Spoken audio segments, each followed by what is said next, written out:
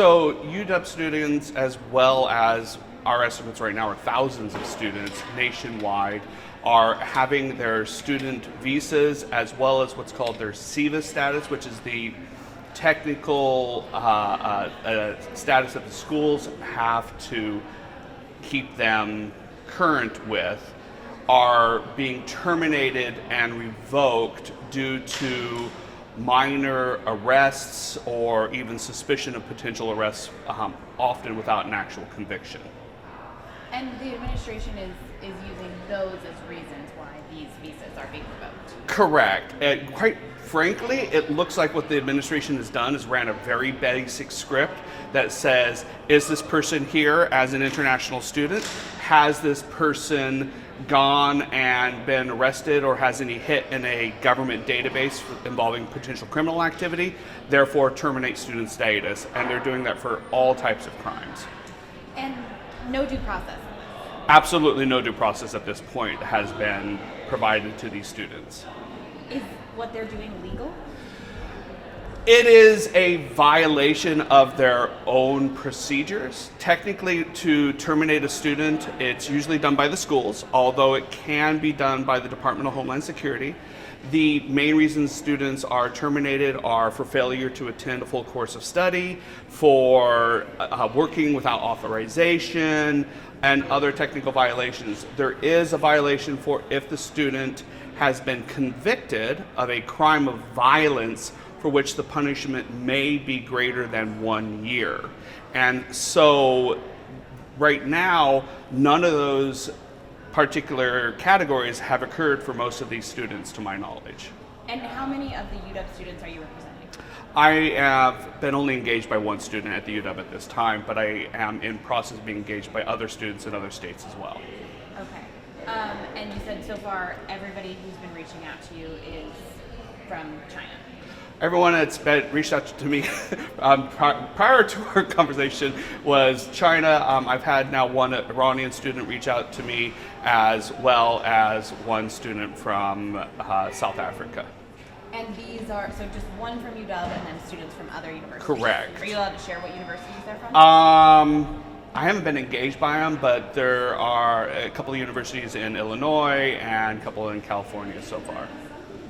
Are you in talks with any of the other legal representatives for the other 8 UW students? Not for the other UW students, but there is an international group of lawyers who are working on these cases and communicating with each other about them. So I know you said that it's a Chinese student and that. Is that anything to do with this Chinese trade war that's going on? Is there any reason why it would be specifically Chinese students? There's no rhyme or reason to this. From what I've seen of other lawyers who have this, these students are from all over the world. There isn't any specific country, although I haven't heard of anyone from Europe yet. And it's just simply that they've been alleged to have some form of criminal activity, and therefore their status is being terminated. So is the student you're representing still here? Did they have to leave? Are they being deported? All the students that I am aware of are still present in the United States because these notices have only been sent out during the last week. Many of them have only received those notices between yesterday and today. And I'm not aware of any student who's been, for this termination, been placed into removal proceedings yet. However, the rule is once your status is terminated as a student, you are supposed to leave the United States unless you can be reinstated. What's the next steps for them? Obviously legal representation and then fighting this? Absolutely. Every one of these students should be seeking legal representation. The reason why is because these are very complicated cases due to the procedures and laws behind them. These are wrongful terminations, and as a result, these students have only 2 real options. They can, 3 options. These students could leave the United States, or they can seek to do an administrative reinstatement through U.S. Citizenship and Immigration Services. However, what I've been seeing is that students have been getting those back and denied within just a couple of days. Or they can sue in federal district court to challenge it as a violation of the Administrative Procedures Act in that the agency has not followed its own rules and regulations for these terminations.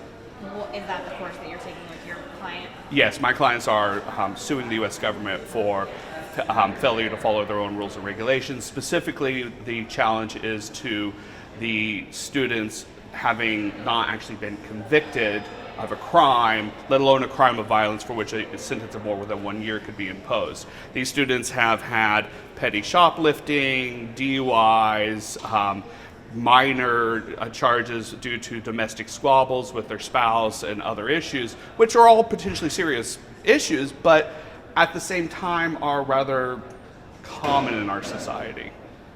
So you don't feel like those rise to the level of gown? They don't rise to, none of these rise to the level of a crime of violence for which the student has been convicted and that the sentence could be more than 1 year. Got it. And so that's the big sticking point here you mentioned, is that there's no conviction. So nobody's Correct. been convicted of anything. They might have been accused or involved or popped in a government database, but there's no actual conviction that says this person did this. For the most part, there is no actual conviction. I'm aware of some cases where there was a conviction, but the convictions have been minor and do not meet the crime of violence standard or the sentencing of greater than 1 year.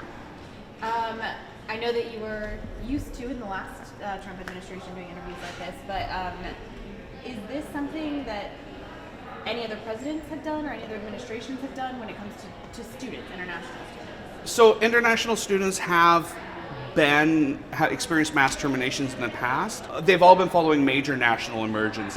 For example, we saw mass terminations with students after the Iran hostage crisis. So Iranian students were terminated or at least investigated, and most of them were actually reinstated and they didn't actually terminate. Only about 6,000, I can't remember the exact number, I apologize. There were only a handful of students who were terminated at the end of the day, and there were several thousand who had been investigated during that process. Again, we saw new regulations and evaluations after 9/11, and both of those situations were things that we would reasonably consider to be national emergencies from the U.S. perspective.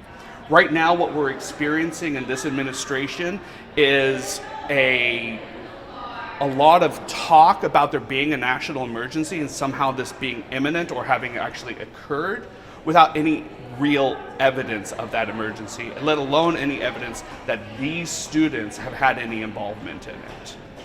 The client you're representing from UW, I mean, can you tell us how they're feeling? Are they scared? Are they like, what the heck? Every single student I've spoken to is absolutely terrified. Many of them only have a quarter or a few weeks left on their degree programs. Some of them have less than a year left. This is absolutely upending their lives. What it's doing is it's potentially putting their ability to get the degree that they may have invested 5, 6, 7 years into getting in jeopardy. It's jeopardizing their overall careers. Some of them have potential employment opportunities in the future in the United States that are going to be gone because of this. And so this is having a major, major impact. It is leaving them nervous, afraid, and unsure of what to do in their lives. So what are next steps? So the lawsuits are being filed or have been filed? They are being filed. I have one suit that should be going in later today, and there have been dozens of suits nationwide filed already, as well as many more suits that will be coming this week for these students. What's the big thing that you want folks to know that are watching tonight? I mean, a lot of people are like, well, this doesn't affect me. It's an international student. Why should people care? People need to care about this because this is part of our values as U.S. persons, as Americans. We have always, at least what I was raised with, was that people are innocent until proven guilty. And what we are doing is we are punishing students without any guilt applied to them. And it just simply upends this well-organized system, for the most part, around student migration. and students being able to study at U.S. universities and sharing of knowledge and information that helps further the intellectual rigor and excellence of America.